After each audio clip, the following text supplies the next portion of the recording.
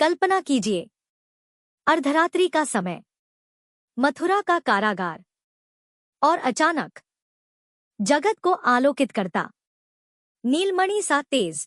हरे कृष्ण। ओम नमो भगवते वासुदेवाय। श्री कृष्ण गोविंद हरे मुरारी। हे नाथ नारायण वासुदेवा।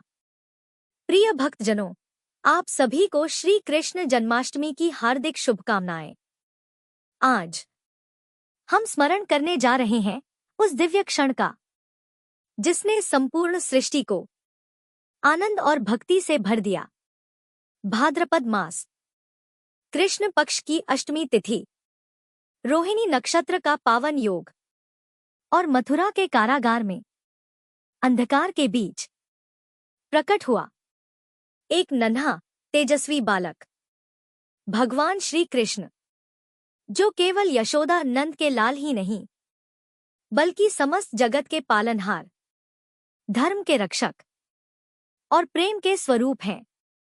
आज की कथा में हम जानेंगे कैसे अधर्म का अंत और धर्म की पुनः स्थापना के लिए स्वयं भगवान विष्णु ने 8वें अवतार के रूप में जन्म लिया।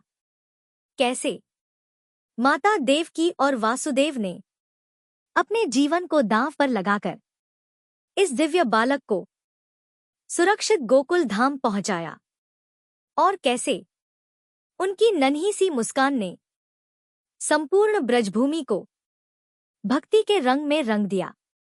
तो आइए इस पावन जन्मोत्सव की कथा का श्रवण प्रारंभ करने से पहले हम सभी अपने मन, वचन और कर्म को शुद्ध करें और माता देवकी, पिता वासुदेव और बाल श्री कृष्ण के चरणों में अपना प्रेम, अपनी आस्था, अपनी श्रद्धा अर्पित करें। कर कमलों में कमल समान तेज, मुखमंडल पर मातृत्व की दिव्य आभा, श्वेत वस्त्रों में सुशोभित, कारागार की दीवारों में भी आशा की किरण बन, जो पुत्र जन्म की वेदना में भी भगवान के दर्शन का सौभाग्य पा रही है। ऐसी माता देवकी को हम सभी का शत शत प्रणाम। धैर्य और साहस के प्रतिमान, सत्य के पथ पर अडिग, जिनके चरणों में धर्म की दृढ़ता और कर कमलों में शिशु कृष्ण की कोमलता, जो जीवन को दांव पर लगाकर प्रभु श्री कृष्ण को गोकुल पहुंचाने चले। ऐसे पिता वासुदेव को हम सभी का कोटि कोटि नमन। माखन सी कोमल काया, नीलमणि सा वर्ण, नन्हे चरणों में अलौकिक चमक, नयन कमलों में करुणा और प्रेम का सागर, कर कमल में वंशी और अधरों पर मोहक मुस्कान। ऐसे बाल गोपाल को हमारा प्रणाम, बारंबार प्रणाम।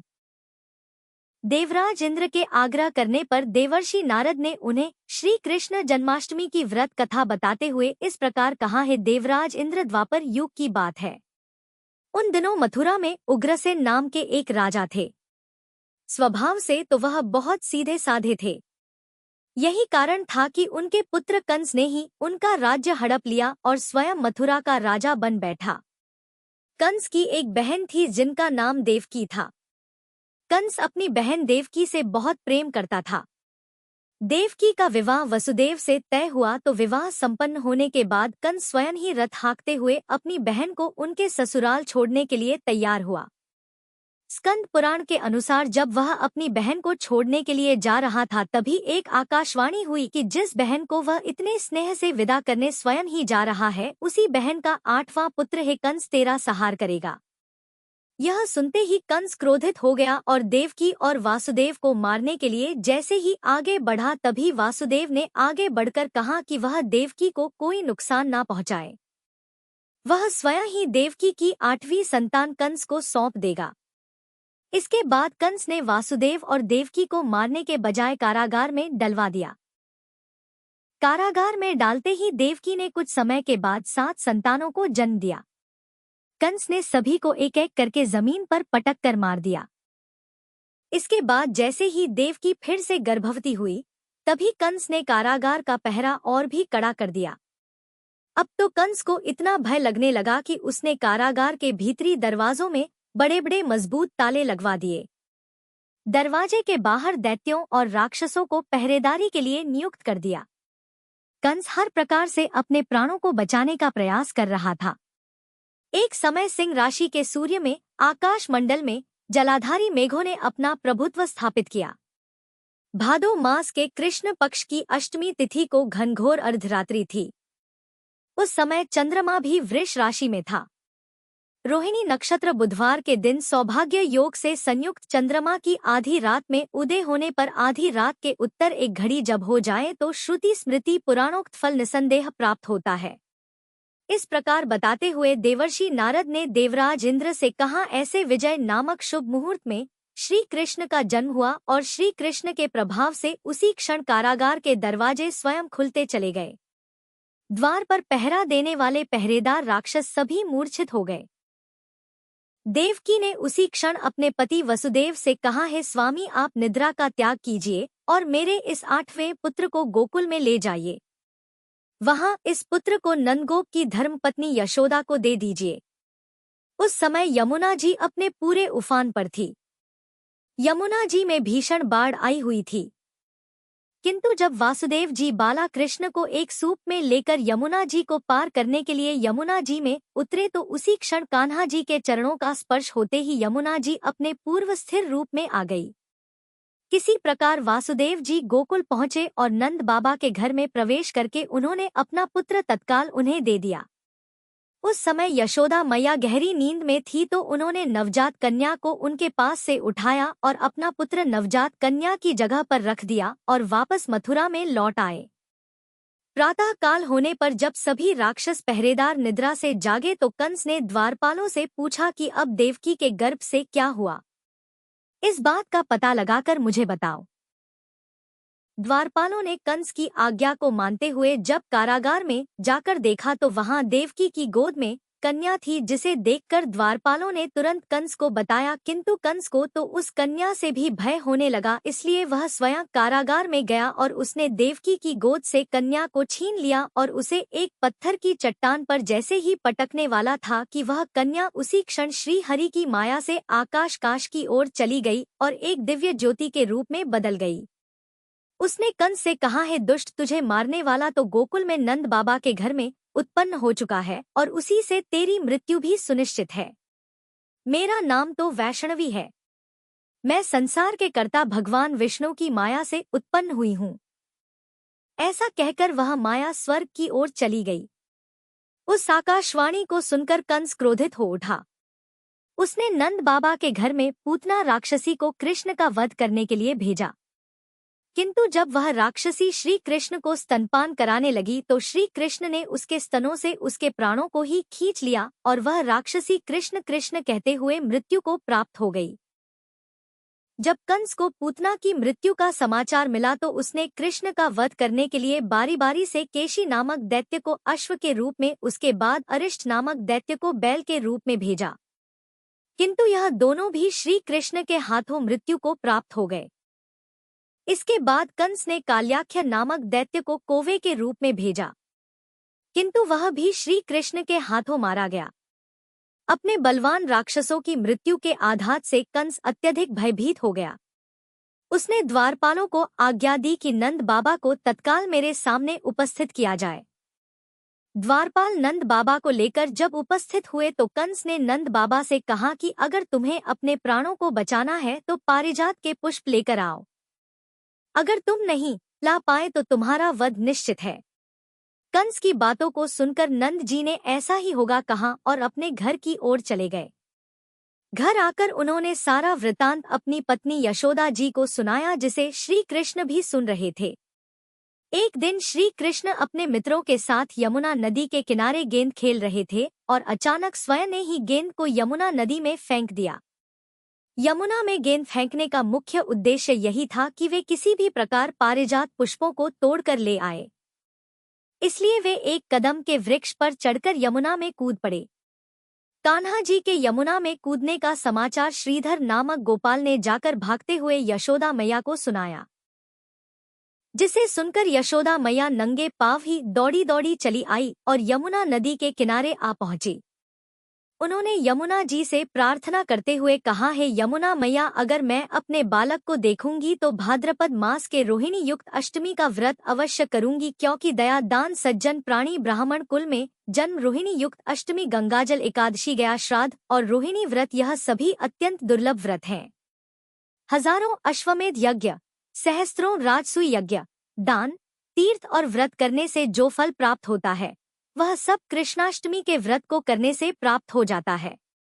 यहाँ तक का वृतांत जानने के बाद देवराज इंद्र ने देवर्षि नारद से कहा, हे मुनियों में श्रेष्ठ देवर्षि नारद, यमुना नदी में कूदने के बाद उन बाल रूपी कृष्ण ने पाताल में जाकर फिर क्या किया, यह संपूर्ण वृतांत भी बताइए। तो नारद जी कहने लगे, नारायण नारायण, हे इंद्र, पाताल में उस बालक से नागराज की पत्नी ने कहा कि तुम यहाँ क्या कर रहे हो, कहाँ से आए हो और यहाँ आने का क्या प्रयोजन है। अगर तुम्हें कुछ चाहिए तो यह कंगन, मुकुट और मणियों का हार लेकर अपने घर वापस चले जाओ, क्योंकि इस समय मेरे स्वामी शयन कर रहे हैं। अगर वे उठ गए तो फिर तुम्हें डस लेंगे। नागपत्नी की बातें सुनकर श्री कृष्ण कहने लगे, हे कांते, मैं किस प्रयोजन से यहाँ आया हूँ वह वृतांत भी मैं तुम्हें सुनाता हूँ। समझ लो, मैं कालिया नाग के मस्तक को कंस के साथ दत्त में हार चुका हूँ और वही लेने मैं यहाँ आया हूँ। बालक कृष्ण की इस बात को सुनकर नागपत्नी अत्यंत क्रोधित हो उठी और अपने सोए हुए पति को उठाते हुए कहने लगी, हे स्वामी, आपके घर यह शत्रु आया है, इसलिए अब आप इसका हनन कीजिए। अपनी स्वामिनी की बात सुनकर कालिया नाग अपनी निद्रा को त्याग कर जाग पड़ा और बाला कृष्ण से युद्ध करने लगा। कुछ देर तक युद्ध करने के बाद श्री कृष्ण ने कालिया नाग को इस युद्ध में पराजित कर दिया। अब कालिया नाग ने भी भलीभांति जान लिया कि मैं जिनसे युद्ध कर रहा हूँ वे तो साक्षात भगवान श्री हरि के अवतार श्री कृष्ण ही है। इसलिए उन्होंने श्री कृष्ण के चरणों में साष्टांग प्रणाम किया और पारिजात से उत्पन्न बहुत से पुष्पों को मुकुट में रखकर श्री कृष्ण को भेंट दे दिया। जब श्री कृष्ण चलने को तैयार हुए तो कालिया नाग की पत्नी कहने लगी, हे स्वामी, मैं कृष्ण को नहीं जान पाई। हे जनार्दन, मंत्र रहित, क्रिया रहित, भक्ति भाव रहित मेरी रक्षा कीजिए।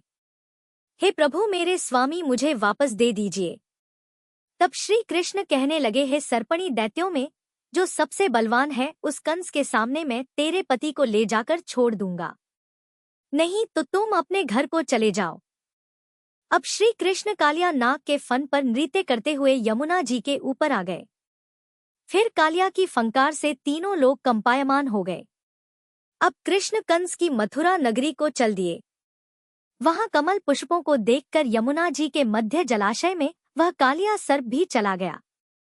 इधर कंस भी हैरान हो गया और श्री कृष्ण प्रसन्न होकर गोकुल वापस लौट आए।